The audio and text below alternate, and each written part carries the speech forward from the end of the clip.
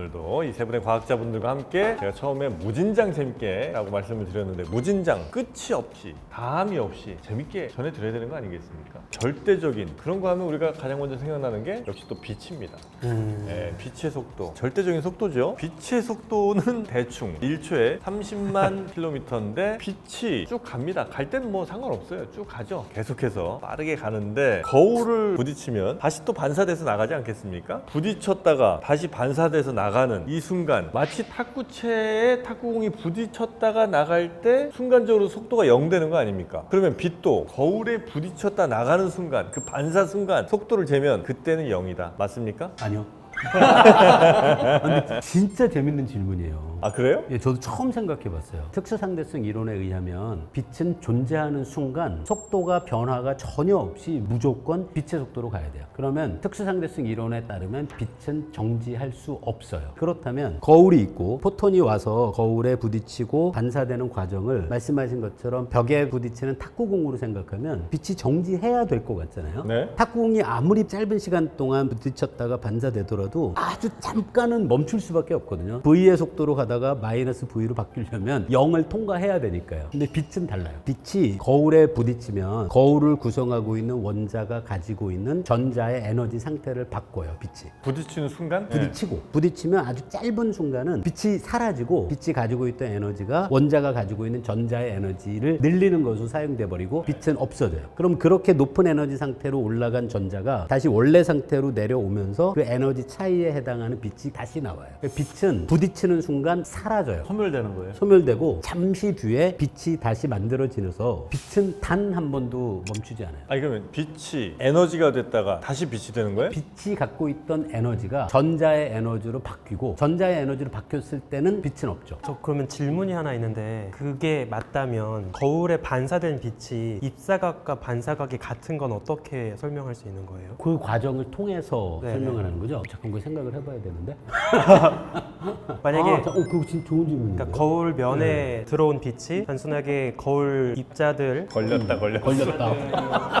원자들에게 흡수돼서 소멸되었다가 다시 방출되는 식으로 만약에 해석되는 거라면 입사각과 반사각이 꼭 같을 이유는 없을 것 같거든요. 그게 빛이 가지고 있는 운동량에 의해서 전자가 에너지 상태를 바꾸지만 전자의 운동량으로 변화될 것 같고요. 그게 다시 전자가 낮은 에너지 상태 되면서 나오는 빛은 전자가 갖고 있던 운동량에 영향을 받긴 할 것 같아요. 근데 그 과정에서 어떻게 입사각과 반사각이 같아지는지는 제가 지금 떠오르진 아 않아요. 이거 논문 빨리 쓰세요. 왜 이렇게 좋은 질문이죠? 좀 더 쉬운 질문 하나. 빛 에너지가 전환되는 거잖아요. 네. 그러면 제가 아는 지식은 에너지가 전환될 때마다 열이 발생해서 엔트로피 증가해서 소실되는데 이거는 100% 여유율이 그게 100%인 거예요. 아주 미시적인 입자들 사이에서 에너지 전달은 에너지 손실이 없어요. 이것도 양자역학? 아니 모든 게 그래요. 가장 기본적인 입자들 주변에 어떤 다른 입자들이 있거나 그러면 그거의 상호작용 때문에 여유율 100% 이거는. 생각해보면 재밌더라고요. 빛은 그래서 단 한 순간도 멈추지 않아요. 단지 사라질 뿐입니다.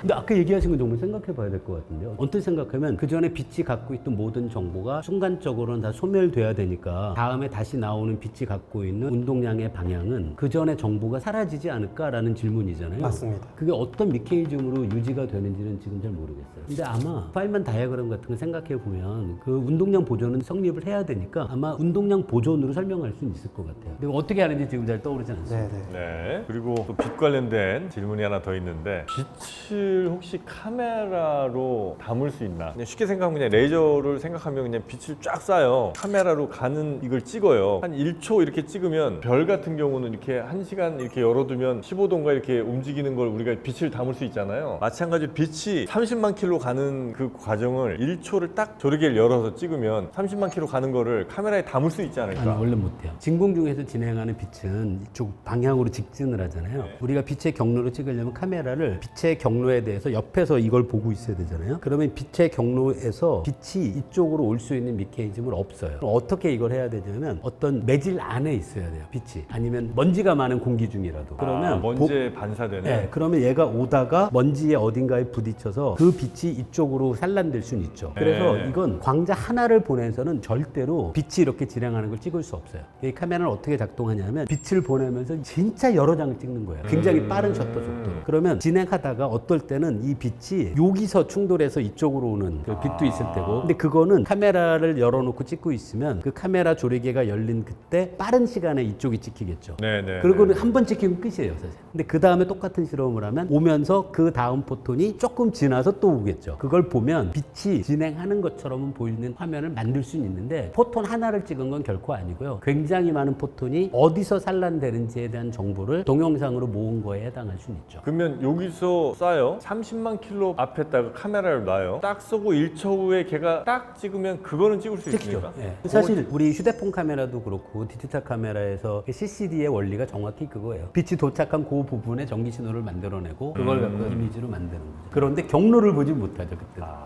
빛은 항상 궁금해요. 말씀 들을 때마다 너무 신기합니다. 빛의 비밀을 모두 다 아는 순간 인류는 진일보할 거라고 저는 생각합니다.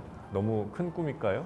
부분적으로 맞는 표현이라고 생각합니다. 네. 너무 신기하죠. 빛은 너무 신기해요, 진짜.